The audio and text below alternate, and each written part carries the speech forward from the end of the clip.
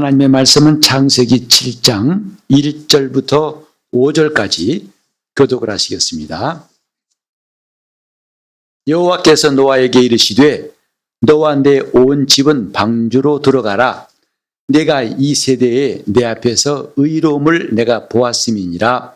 너는 모든 정결한 짐승은 암수 7씩 부정한 것은 암수 2씩을 내게로 취하며 공중의 새도 암수 7씩을 취하여 그 씨를 온 지면에 유전케 하라. 지금부터 7일이면 내가 40주야를 땅에 비를 내려 나의 지은 모든 생물을 지면에서 쓸어버리리라. 노아가 여호와께서 자기에게 명하신 대로 다 준행하였더라. 아멘. 과연 예수를 믿는 게 뭘까를 올해는 좀 깊이 생각해 보려고 합니다.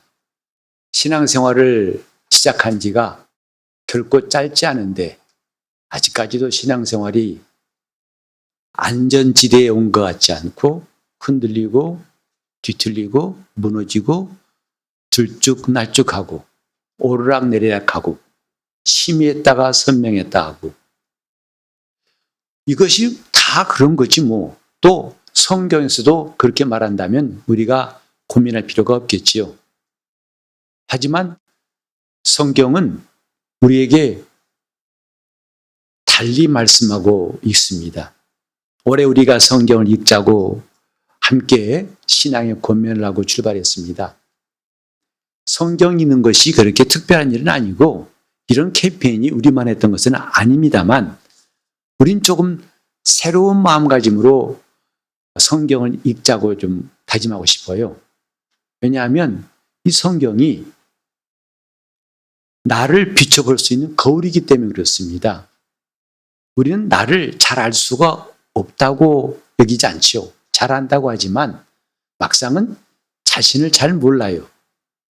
부부도 수십 년 함께 살면서 잘한 것 같은데 막상 어느 때는 정말 나를 아는 게 맞아? 이렇게 얘기할 때가 있지요. 하물며 나 자신은 나를 제일 잘할 것 같은데 정말 잘한다고 했던 내가 나중에 크게 실망할 때가 있고 가장 큰 실망은 이 땅을 떠날 때입니다. 그때 가서는 내가 왜 이렇게 살았을까? 이런 사람이 나는 참 잘 살았다 한 사람보다도 훨씬 많습니다. 평소에 자신을 잘 알았다면 그런 후회는 훨씬 더 줄었을 겁니다. 성경은 나라는 존재를 잘 볼 수 있게 하는 거죠. 이제 우리가 성경을 읽다 보니까 느낀 게 뭐냐면 참 성경에서 가르치는 방향과 내가 가는 방향이 너무나 멀구나라는 걸 느끼게 됩니다. 읽을수록 말씀을 더 깊이 상고할수록 내 생각과 하나님 생각이 참 멀다. 이건 아니네 싶은 마음. 이런 마음들을 아마 여러분도 가져보셨을 거예요. 그게 성경을 읽는 중요한 이유 중에 하나입니다. 그게 비로소 나를 발견했다는 거거든요. 내가 지금 하나님의 자녀인데 그렇게 살지 못하고 있고 또 하나님이 말씀대로 산다고 하지만 영 아니구나. 이걸 깨닫는 거죠. 그래야 우리 삶에 변화가 생기고 다짐는 거 아니겠습니까? 우리는 하나님 말씀으로 시작하자고 몇 주 전에 새해를 시작했어요. 그 말씀이 뭐냐면 태초부터 있는 말씀이라고 성경은 말합니다. 곧 어떤 나라도 민족도 인간도 제도도 습관도 문화도 심지어는 이 공기마저도 없던 그 태초에 만물 그 이전에 태초에 먼저 계신 것이 하나님 말씀이라고 성경은 기록합니다. 그리고 모든 것이 그 말씀으로부터 비롯되었다고 하기에 우리가 정말 새롭게 시작하려면 하나님 말씀부터 시작해야겠다 하고 다짐했던 거죠. 오늘 이 말씀도 그와 맥락이 같습니다. 우린 지난 주일에 아담의 선악과를 먹은 이야기를 성경에서 읽었습니다.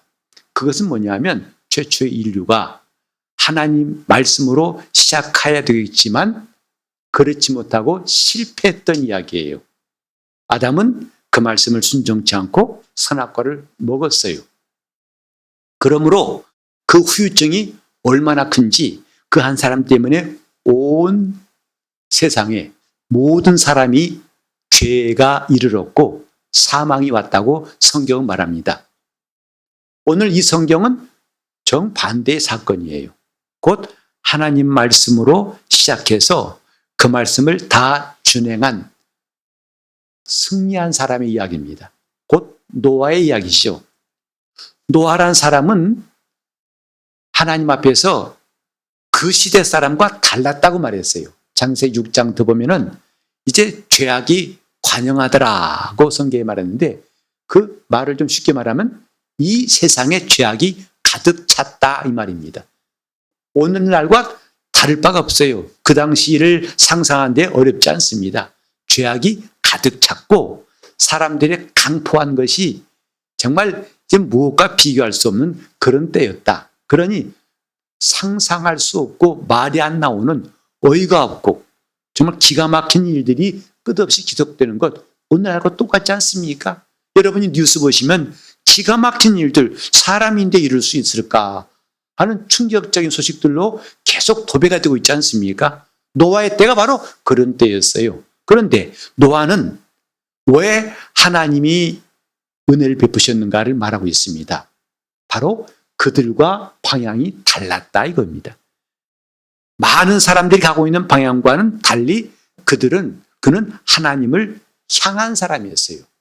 하나님을 경외하는 사람이었어요.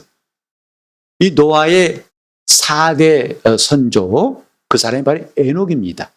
에녹이라는 사람은 300년 동안 하나님과 동행했더라고 성경에 기록했어요.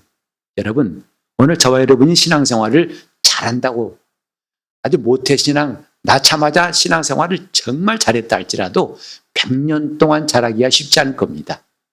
그저 중간에 때로는 세상에 나갔다가 시험 들었다가 또 엎치락뒤치락 했다가 나중에 이게 아니네 하고 돌아와서 제자리 잡다 다시 정신이 이렇게 쓰러졌다가 또 왔다가 이렇게 해서 아마 제대로 하나님과 동행한 시간을 따진다면은 글쎄요 한 몇십 년 될까요? 그런데 노아는 놀랍게도 300년 동안 하나님과 동행했더라 했어요. 동행이 뭔지 아시죠? 함께 걷는 거예요.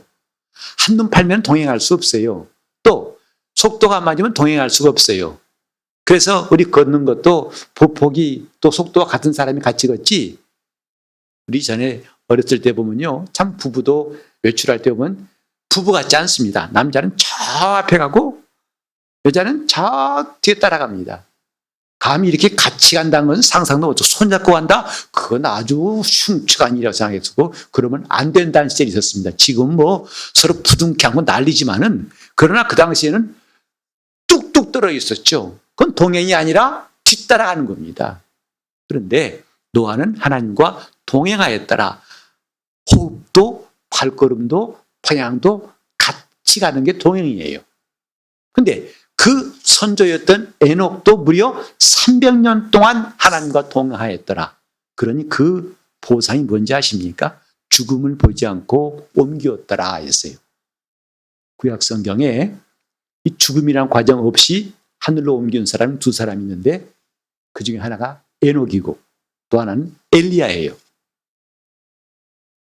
그 조상을 두었던 탓인지 모르겠지만 그러나 또 그 후손 다 그렇지 않았는데 노아도 하나님을 경외한 사람이었어요. 그래서 앞에 6장에 보면은 노아는 하나님께 은혜를 입었더라. 그건 처음부터 하나님이 그렇게 해주신 것이 아니라 뭔가 달라도 달랐다 이 말이죠. 저 출애굽할 때에 60만 3,550명의 20살 이상 장정들이 나왔어요. 애굽에서. 그런데 하나님은 갈렙에 대해서 시선을 고정하신 게 뭐냐면 갈렙은 다른 사람과 그 마음이 달라서 전심으로 하나님을 쫓았다고 하나님이 말씀하셨어요. 민수기 14장 24절에. 그러니까 하나님 보실 때에도 눈에 띈 거라 이 말이죠. 역대하 16장 9절에 똑같은 말씀이 있죠. 하나님의 눈은 온 땅을 두루 감찰하사 전심으로 하나님을 향하는 자에게 능력을 베푸시며 바로 그에게 하나님이 말씀하신 거예요. 노아에게 말씀하시되 이제 방주를 지으라. 너를 위하여 잣나무로 방주를 지으라. 노아가 그런 계획했던 게 아닙니다. 그런 꿈꿨던 것도 아닌데 하나님 말씀이 시작이 되어가지고 노아가 방주를 지었어요. 그리고 오늘 이 본문은 드디어 방주가 완성되니까 하나님께서 방주로 들어가라 했어요. 방주를 만들기 시작한 것도 하나님 말씀 때문에 시작한 것이고 다 지었다고 해서 야 들어가자 한 것이 아니라 하나님께서 말씀하시니까 그가 가족들과 함께 들어갔다 했어요. 말씀으로 시작하고 말씀대로 계속 준행한 아주 대표적이고 모범적인 사례가 노아입니다. 그렇기 때문에 그 결과가 뭐죠? 온 땅이 홍수에 멸망당했을지라도 노아와 그 가족 8명은 다 구원받으니라. 다시 모든 인류가 노아로부터 시작되었다고 말씀했죠. 우리는 이런 성경 말씀 볼 때마다 우리가 뭘 느낄까요? 이건 역사입니다. 하나님이 하신 일이에요. 저 신화도 아니고 상상 속의 일도 아니고 밑도 끝도 없는 이야기 아닙니다. 지금도 살아계신 그분의 역사, 그분의 스토리예요. 뭐냐? 하나님 말씀으로 시작한 사람은 반드시 승리했다는 것. 구원을 받았다는 것. 구원이라니까 좀 심심하게 들릴지 모르겠지만 멸망치 않았다는 거죠. 다 멸망했지만 이 가정은 모두가 다 구원받았다는 것. 그게 뭐냐? 하나님 말씀으로 시작해서 그 말씀으로 끝까지 준행한 것이다. 신앙생활을 우린 여기서 배울 수 있습니다. 올해는 제가 다짐을 하고 또 우리 성도들에게도 정말 앞으로 거듭 좀 부탁하고 싶은 게 있어요. 우리 새해를 맞이했지 않습니까? 근데 우리는 많이 경험했어요. 새해를 새해답게 살려고 했지만 살아보니까 뭐죠? 똑같이 옛날 방식이에요. 지난해와 똑같고 10년 전과 똑같은 이제는 별로 새해답지 않은 그래서 별로 새해 계획도 세우고 싶지 않은 마음도 드는 분이 있을 거예요. 그러나 오늘 우리는 새해는 확실히 달라져야겠다는 다짐과 함께 우리 교회도 그런 시작을 이미 시동 걸었어요. 그 시작이 뭐냐면 이제 수요일도 금요일도 성경을 읽는 것을 전무할 겁니다. 수요일은 신약 성경을 읽기 시작해서 지금 마태복음 중반을 지나고 있고 또 금요일은 구약을 읽기 시작해서 지금 창세기 35장 들어갑니다. 이 속도로 한다면 모든 성도가 1년에 신구약 성독을 완독할 수 있어요. 여러분이 애쓰지 않아도 참석만 따라오면 할 수 있다 이 말이죠. 그러면 이렇게 성경 읽기를 강조하는 이유가 뭐냐? 여기서 신앙의 기초가 세워질 수 있어요. 우리는 어찌 본다면 성경도 모르고 신앙생활을 해온 일이 참 많았던 것 같아요. 그냥 앞사람 따라서 간 거죠.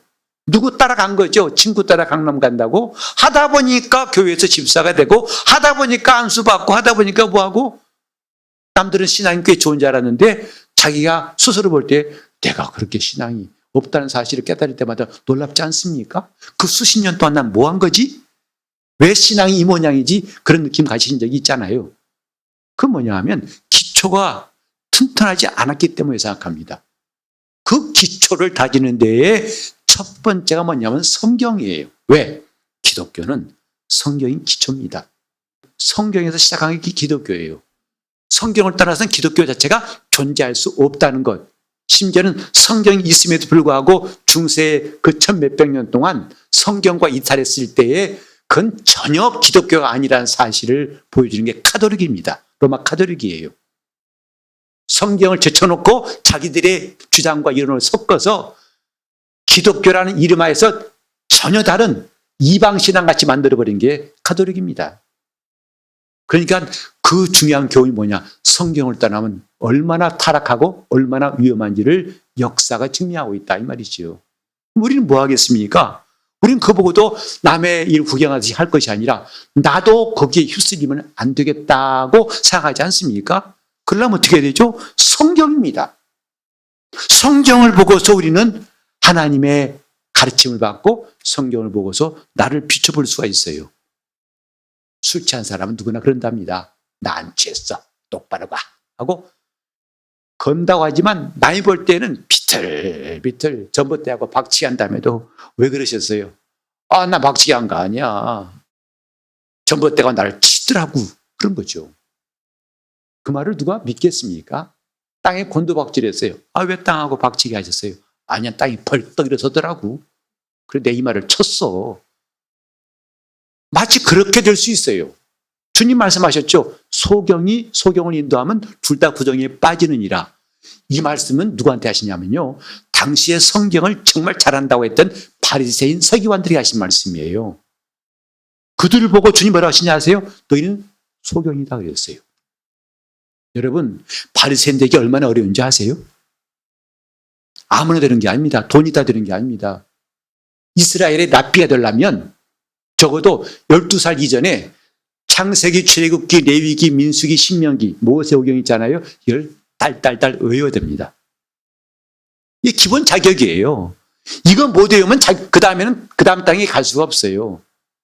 그러니 그런 과정을 이미 통과하고 신앙에 대단한 수준이 있다는 사람들이 바리새인들인데 주님 말씀하시기를 소경이다 그랬어요. 우린 이런 말씀 듣고 별로 반응이 없다면 우리가 성경을 잘 보고 있는 게 아닙니다. 충격받지 않으면 잘 보고 있는 게 아니다 이 말이죠. 우리가 지금 신앙의 기본을 가지지 않은 것은 이것이 엄청난 문제를 결정하기 때문입니다. 오늘 노아가 방주에 들어가고 안 들어가고가 들어간 사람은 구원받았고 안 들어간 사람은 다 멸망했잖아요. 이런 엄청난 결과가 있듯이 우리가 신앙을 제대로 가지지 않는다면 이런 결과가 치명적인 결과가 온다는 것을 우리가 알기 때문 아니겠습니까? 그래 성경이다 이 말. 성경부터 시작하자. 그것이 바로 하나님 말씀으로 시작하는 실천사항이에요. 자, 따라합시다. 성경으로 시작하자. 성경으로 시작하라. 성경 좀 읽자는 거죠. 시작하려면 먼저 읽어야 하지 않겠습니까? 알려면 먼저 읽어야죠. 읽어야죠. 대신 누가 해주지 않습니다. 신앙생활은 남이 할 수 있는 게 결코 아닌 걸 아셨잖아요. 밥은 남이 떼먹여 줄 수 있어요. 그러나 신앙생활은 내가 스스로 하지 않으면, 움직이지 않으면 누가 대신할 수 없습니다. 그래서 우리는 하나님 말씀 앞에 서 있다고 한다면 어떻게? 성경 앞에 서 있을 때 비로소 그 자세를 내가 실감할 수 있어요. 성경을 내가 어떻게 대하느냐에 따라서 하나님 앞에 어떤 자세인가. 저 성경 말씀 무시한 사람은 롯의 사위들처럼 하나님 말씀을 농담처럼 여긴 사람이라고 할 수 있습니다. 성경 말씀. 오늘 이 말씀 보니까 노아는 하나님 말씀대로 다 준행하였더라 그랬어요. 노아가 어떤 사람이길래 하나님께 은혜 입은 사람이고 그는 하나님과 동행하였더라 그랬어요. 바로 그런 노아에게 하나님이 관심을 가지신 거죠. 오늘 저와 여러분 이 시간도 함께 예배하는 모든 성도들 한 사람 한 사람이 하나님의 시선을 끌었으면 좋겠어요. 그분이 여러분을 향해서 눈길을 주시면 좋겠어요. 누구에게 눈길을 주실까요? 성경은 답이 나와 있잖아요. 전심으로 하나님을 향하는 자에게. 그 사람 팔자 손금이 좋아서 하나님이 더 예뻐서 잘생겨서가 아닙니다. 전심으로 하나님을 향하는 자에게 하나님 눈길을 주시는 거예요. 그에게 능력을 베푸시는 거예요. 근데 노아가 그 당시에 그런 사람이었다는 거죠. 하나님이 아무나 뽑아 쓰신 것이 아니고 그에게 방주라고 만들라고 만드신 게 아니라 바로 그 노아에게 하나님이 관심을 가지신 거예요. 그리고 그에게 말씀하시니까 노아가 방주를 지었는데 얼마 동안 지은 것이냐? 성경에 정확히 기한이 안 나와 있어요. 그러나 간접적으로 이해할 수 있는 게 나와 있는데 노아가 500세 되었을 때에 셈, 함, 야벳을 낳았더라고 셋을 낳았더라고 했어요. 그리고 홍수가 난 것이 600세 때예요. 그럼 100년 동안의 기간이 있죠. 근데 놀라운 것은 그 사이에 노아의 세 자부까지 나와요. 곧 세 사람 다 결혼했다는 것이죠. 그래서 총 식구가 8명이에요. 그렇다면 아마 어렸을 때 결혼했지는 않았을 테니까 한 대략 30, 40대에 결혼했다고 한다면 적어도 그들이 지은 방주 기간은 뭐냐면 약 6, 70년 될 겁니다. 근데 방주 규모가 어마어마한 거 우리 여기서 볼 수 있어요. 여러분 우리 건물 저 끝에 여기까지가 노아의 방주보다 작아요. 약 137m가 됩니다. 길이가. 근데 이 건물 그 137m 안 돼요. 120m밖에 안 됩니다. 그리고 높이는 약 1m, 2m. 아파트로 하면 7층 건물 정도. 어마어마한 거 아닙니까? 그걸 인부 사사한 것도 아니고 그들이 지었어요. 약 6, 70년 동안. 그리고 그때 환경이 그 재료를 사와야 되지요. 그걸 하나하나 그 높은 데까지 끌어올려서 그 나무를 잇고 역청을 바르고 정말 이건 뭐라고 수십 명이 한 것도 아닙니다. 단 8명. 그런데 그게 전부가 아니죠. 그들의 일들을 와 너희 참 훌륭한 일 한다. 야 너희 성경에 꼭 기록되겠어. 참 잘하는데 멋쟁이. 이렇게 칭찬한 사람이 과연 있었을까요? 아마 없었을 겁니다. 거의가 다 저 미쳤구만. 아니 왜 맨 땅에 저렇게 배를 지어? 지으려면 바닷가에 짓든지 강가에 짓지. 그리고 뭐 놨다고 저렇게 크게 지어? 저 뭐라고 한 것이지? 입이 있으면 보면은 전부 다 한마디씩 하고 비난하고 조롱하고 협조는커녕 회방 놨을 사람들도 많았을 겁니다. 그런데 그런다고 해서 노아가 중단했더라면 오늘 이와 같은 시간이 안 왔을 거예요. 참 노아가 하나님 말씀을 준행했다란 말 속에는 꾸준하게 계속해서 성실하게 그 일을 잘 순종한 거예요. 거기서 우리 믿음은 이래야 되겠구나 를 깨닫지 않습니까? 도대체 노아의 믿음은 어떤 믿음이었길래 어땠길래 저는 훌륭하게 이렇게 방주를 지었을까 생각하면서 우리 신앙도 집을 짓는 것 같다면 우리는 어떤 집을 지을 것인가는 내 믿음이 어떤 거냐에 따라 달라지지 않겠어요? 믿음이 날림 공사같이 엉터리라면 지은 집도 그렇겠지요. 그래서 올해 우리는 신앙의 기초를 다지자. 다른 거 다 지루하고 먼저 신앙의 기초, 나는 과연 신앙의 기초가 튼튼한가를 각각 돌아보는 한 해가 되었으면 좋겠어요. 그럼 우리는 확실히 올해는 작년과 다른 날들을 맞이할 겁니다. 작년에 실패했고 작년에 허무했던 것을 올해 반복치 않을 거라고 확실합니다. 그게 우리가 기초를 다지자는 이유입니다. 노아가 그 6, 70년 동안에 때로는 좌절도 오고 낙심도 오고 포기하고 싶은 마음이 왜 없었겠어요? 사람인데. 그런데 그것이 결코 노아를 방해하지 못하고 무너뜨리지 못하고 오히려 노아가 이긴 것. 그 성경에 노아는 하나님 말씀대로 다 준행하였더라. 몇 가지는 말씀을 순종하고 몇 가지는 포기했다가 아니라 다 준행하였더라. 도대체 어떻게 했길래 이 말이죠. 하나님 말씀에 대해서 우리는 신뢰가 필요합니다. 그래서 하나님 말씀하시기를 나는 맹세한다 그랬어요. 아니 하나님 뭐가 아쉬워서 사랑을 맹세합니까? 그분 말씀 한마디에 만물이 생기기도 하고 심판받는데 뭐가 아쉬워서 맹세하노니 했을까요? 그만큼 우리가 하나님 말씀을 신뢰하는데 방해받지 않고 유혹받지 않게 하려고 하나님을 안심하고 믿으라는 거죠. 그래서 히브리서 6장에 보면 두 가지 하나님은 거짓말할 수 없는 이 두 가지 사실이 있다. 첫째는 뭐냐면 하나님의 약속, 그건 거짓말할 수 없는 것이고 더더욱 그가 하신 맹세, 그건 결코 거짓말이 될 수 없다. 이 두 가지를 말하고 있어요. 그러므로 이거를 가지고 하나님을 향해서 간 사람은 마치 영혼의 닷을 내린 것 같이 안전하게 그분께 나아갈 수 있다고 말하고 있습니다. 오늘 저와 여러분이 왜 말씀인가, 왜 성경인가 하는 질문을 올 한 해 동안 계속 자신에게 했으면 좋겠어요. 너는 과연 성경이 가깝니? 너는 과연 하나님 말씀을 지금 붙들고 있고 그 말씀으로 시작하고 있고 그 말씀을 준행하고 있니? 그렇다면 너는 신앙이 든든히 선 사람이고 아니면 아닌 거고. 이건 뭐 신앙 경력 따질 거 없어요. 목사 직분 아직 관계없어요.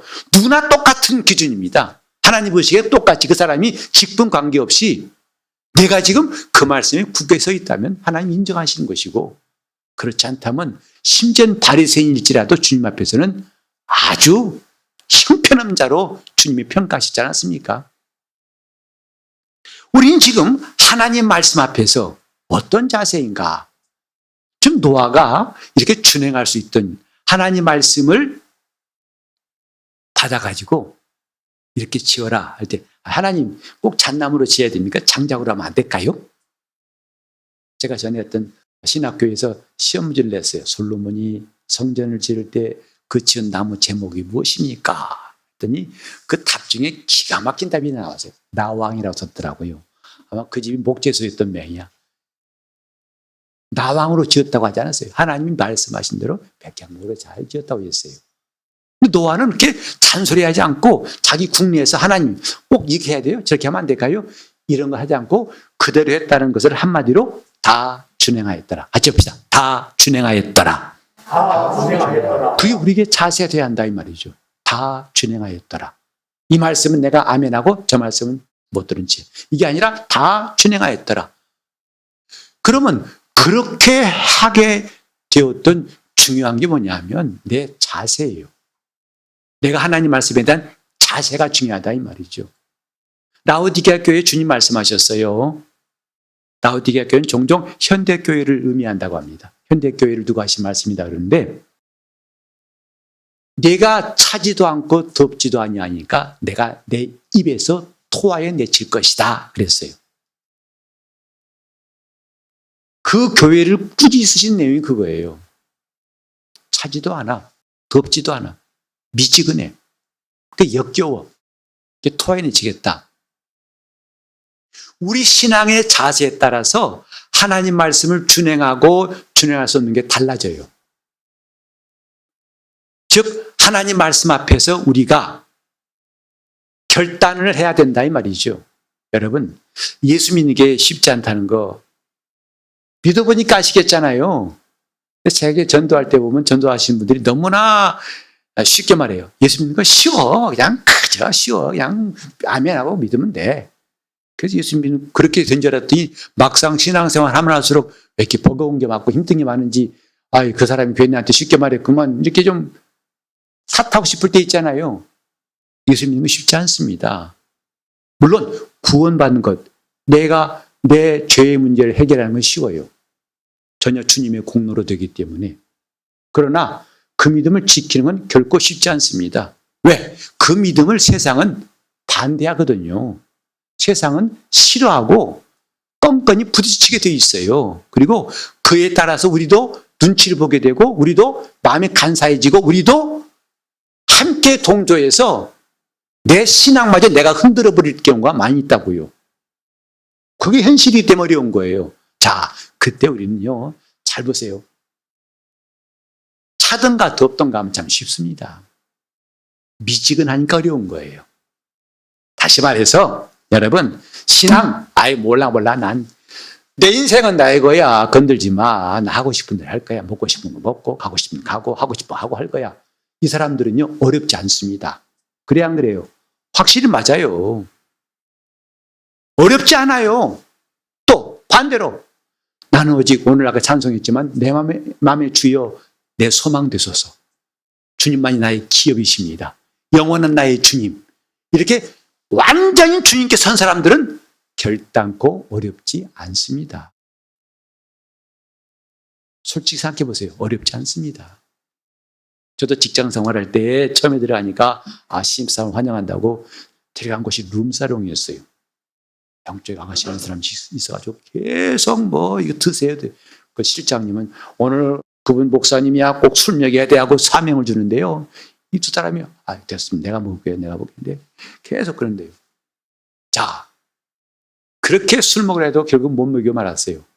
처음에 몇 번 시도하니 나중에는 아예 그분 술 주지 마. 사이다 드려 하고 미리 감지 딱 그 다음 편하더라고요. 걱정도 없어요. 그 다음부터는 진짜 편해 자유로웠어요. 그 처음이 내가 결단하고 행동하기 쉽지 않았었지. 아예 저 사람은 예수 믿는 사람이 하고 그들이 인정하니까 쉽더라고요. 진짜 왜 신앙생활이 어려운지 아십니까? 어중간해서 그래요. 이것도 아니고 이것도 아니라 그렇습니다. 믿는 것도 아니고 안 믿는 것도 아니고 아는 것도 아니고 모르는 것도 아니고 하는 것도 아니고 못하는 것도 아니고 긴 것도 같고 아닌 것도 같고 그러니까 어려운 거예요. 왜? 양쪽 다 잡아당긴다 이 말이에요. 사람 죽을 일이죠. 내가 딱 정했으면 잡아당기 포기해버려요. 그러나 지금 내가 어중간하게 믿는 것도 아니고 안 믿는 것도 아니고 이러니까 끝없이 시달리는 거예요. 노아가 다 준행했단 말은요. 그는 어중간한 자세를 버린 거예요. 주님 말씀 이쪽이다 하고 간 거예요. 세상은 이런 걸 말할 때 너무 이 사람 극단적이야. 아니 적당히 타협도 해야지. 지금 신앙생활이 어려운 이유가 뭐냐면 타협했기 때문이에요. 너무 세상이 싫으니까 그것도 아니고 주님도 멀어지기 싫으니까 그것도 아니고 적당히 반반 섞은 거예요. 여러분 성경에 하나님 말씀을 정금이라고 했는데 그 정금이란 말은 뭐냐면 순금이란 말이에요. 순수한 금이에요. 금덩어리 망치로 두드린다고 깨진 거 보셨어요? 절대 안 깨집니다. 그러나 합금, 몇 퍼센트 적은 합금 있잖아요. 두드리면 깨져버립니다. 그 성경은 우리를 향해서 누룩 없는 떡이 되라고 했어요. 누룩을 섞은 것은 이미 하나님께 받지 않으신다는 거죠. 누룩은 부풀게 하는 데는 유익하지만 떡에 누룩이 섞이면 그것은 온전치 않은 신앙의 하나의 비유로 썼다고요. 우리가 섞으면 안 된다고요. 하나님 말씀대로 하겠다는 우리 신앙에다가 뭘 섞으면 그때부터는 이미 실패는 예약되어 있어요. 이미 힘든 험난한 일은 앞에 나와 있어요. 우린 사도 바울이 주님 말씀대로 순종하면서 참 고난의 길을 갔다고 생각하죠. 근데요, 우리 보면 그렇지 않습니까? 가는 데마다 유대인들이 기다리고 있다 두드러 패고 심지어 몇 번 죽은 것 같이 바다에서 헤매고 매 수없이 맞고 굶고 목마르고 그 고린도후서 11장에 보면 바울이 겪은 고난 같은 거 보면요 감히 따라갈 수 없어요. 근데 놀라운 사실 아십니까? 그가 그 옥중에 있으면서 쓴 빌립보서에는 기뻐하라 그랬어요. 그럼 바울이 이중인격자로서 자기는 안 그러면서 아니요. 이미 그는 주를 택했기 때문에 힘들지 않아요. 남들이 볼 때는 무척 힘듭니다. 그러나 이미 주님 편에 선 사람은 쉽게 말해서 마귀도 포기했다 이 말이죠. 지금 애매하니까 마귀가 흔드는 것이지 주님께 속한 자가 되어버리면 마귀도 건드릴 수가 없어요. 그래 편한 거예요. 노아가 말씀을 준행하였더라. 왜요?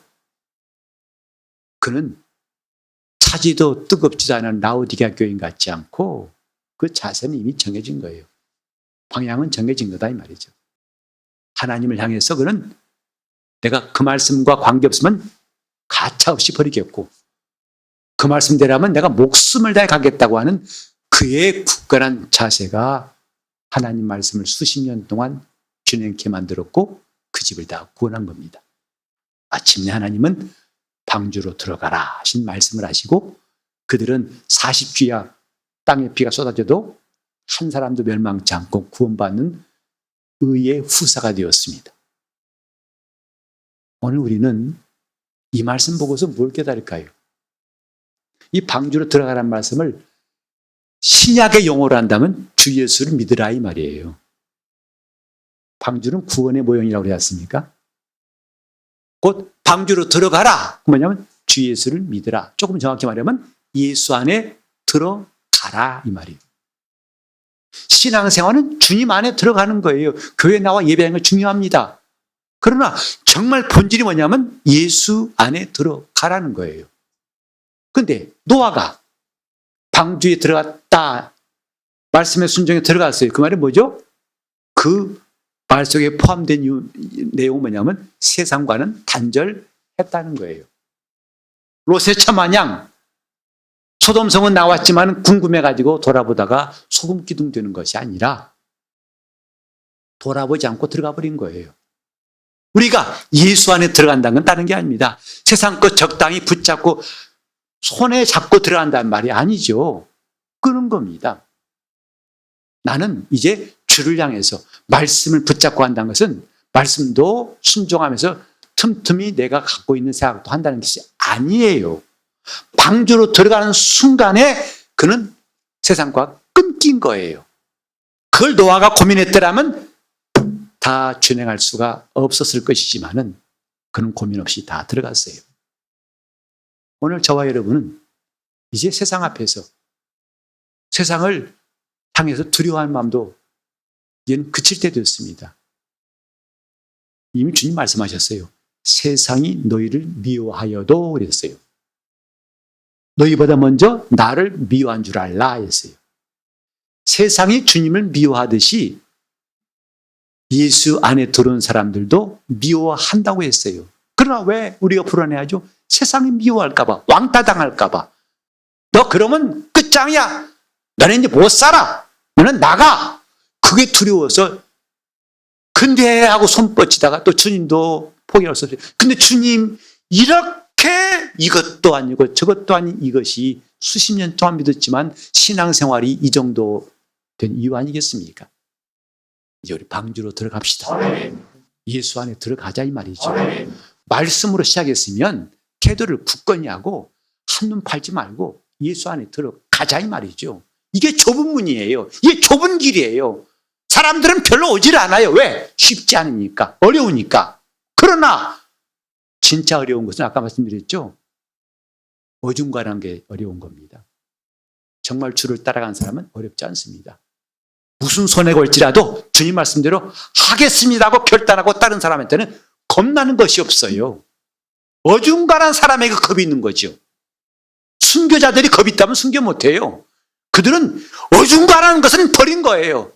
나는 주님을 따르겠다. 방주로 들어간 노아처럼 우리도 이제 예수 안에 안전하게 들어갈 수 있기를 예수 이름으로 축원합니다. 그게 좁은 문이에요. 우리는 이렇게 말씀 읽을 때예요. 정말 필요한 게 자극이 와야 돼요. 여러분 보세요. 사람의 모든 기능 가운데 생존을 위한 기능, 예컨대 심장 같은 것은 내가 자극을 안 줘도 지가 전기 충격으로 심장이 뜁니다. 그러나 대부분의 우리가 생활을 위한 우리 모든 몸의 기능은요, 외부에서 자극이 와야 움직여요. 그죠? 깨워야 일어나고, 들려야 듣고, 눈에 빛이 들어와야 보이고, 맛을 봐야 하고 느끼죠. 무슨 말입니까? 자극이 와야 한다 이 말이죠. 우리 영도 마찬가지예요. 우리가 이렇게 예배를 드릴지라도 찬송할지라도 내 영에 자극이 올 때 그 시간이 유익한 시간이에요. 기도할 때 내 영에 자극이 옵니까? 그러면 기도 잘하고 있는 겁니다. 찬송할 때 내 영이 자극이 움직입니까? 그게 진짜 찬송한 겁니다. 말씀을 들을 때 여러분 영에 자극이 옵니까? 아니면 밋밋합니까? 영이 자고 있는 거예요. 그러나 자극이 오면 지금 잘 듣고 있는 거예요. 그때부터 우리 그 다음 일을 기대할 수 있어요. 말씀과 함께 역사할 수 있는, 그와 함께 동행할 수 있는 기대할 수 있습니다. 신앙생활에 자극이 필요합니다. 성경 볼 때 자극이 필요한 거예요. 그러려면은 주님을 향하라는 거예요. 주님께 눈을 돌리라는 겁니다. 그분께 마음을 정하라는 것입니다. 그러면 그분이 우리에게 눈길을 주시고 역사하실 것입니다. 우리 모두 새해가 정말 새로워지려면 말씀으로 시작하되 노아처럼 다 준행하여 승리할 수 있기를 예수 이름으로 축원합니다. 기도하실 때 주님, 내가 새해 정말 다른 해와 같지 않고 올해는 말씀으로 시작하고 그 말씀대로 준행하게 싸우니, 중간에 어영부영하고 우물쭈물하고 우유부단한 것 끊어버리게 싸우니 주여 나를 붙들어 달라고 동성으로 기도하시겠습니다. 하나님 아버지, 우리가 산자가 되게 하셔서 하나님 말씀 앞에서 그 말씀 들을 때 자극이 오고, 베드로가 말씀을 전할 때 사람들의 마음이 찔림받은 것처럼 영적인 자극이 우리 신앙생활 전반에 걸쳐서 들어오게 도와 주시옵소서. 그래서 말씀으로 시작하였으면 그 자세를 흐트리지 않고 결단하여 주님 편에 서게 도와주시고, 방주에 들어가라고 말씀했지만 추워도 망설이지 않고 들어갔던 노아와 같이 예수 안에 들어가기로 주님 말씀하셨으면 우린 지체 없이 뒤돌아보지 않고 들어가게 도와 주셔서 차지도 않고 뜨겁지도 않은 어리석은 신앙생활 다 중단하고 마감하게 도와 주시옵시고, 그 길이 좁은 길일지라도 환난일지라도 그 환난 가운데 기뻐했던 바울의 그 놀라운 체험을, 그 비밀을 우리도 경험하게 도와 주시옵소서. 예수 이름 받들어 기도 올리옵나이다.